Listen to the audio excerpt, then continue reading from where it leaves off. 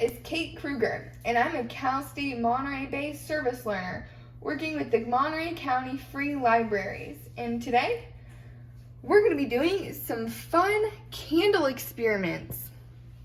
You might want to ask your parents for help with this one because we're going to need a lighter, a candle, a bowl of water, and a jar. So, this first experiment, we'll be learning why a flame needs oxygen, or rather that it does. Alright, so this one doesn't need the bowl of water. You could use any size of candle and any size of cup or jar as long as it will fit over the candle with no air leaking out. Alright, so you start off by lighting your candle or asking for some help.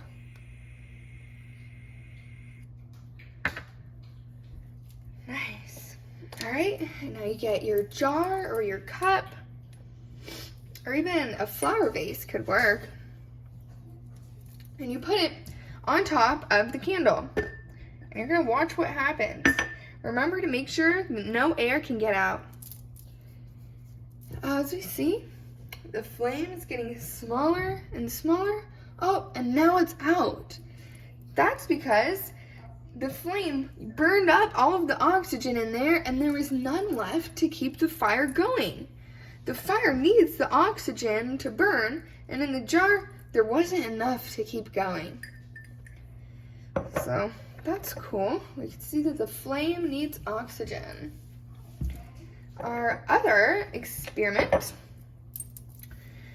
this one we use the bowl of water.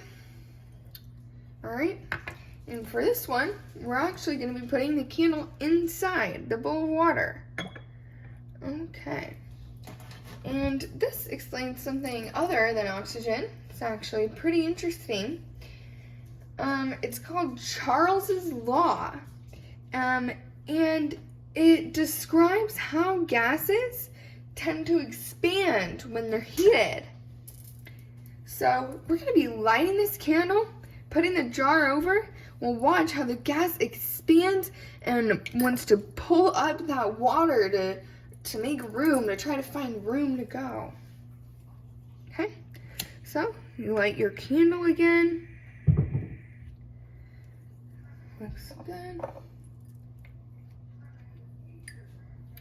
Okay, and now you get your jar and you put it on top of your candle. You let the bubbles out and watch what happens.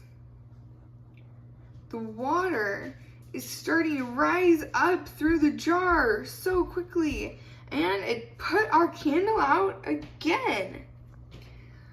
When you take it out, there's suction that wants to bring the water up. You'll feel a lot of tension and pull. It's because the gas expanded. That's the oxygen and the carbon dioxide. All of the air in there expanded from the heat and was pulling the water up, and there was so much tension. So, I hope you enjoyed our fun candle experiments and you learned a lot. Hope you enjoyed.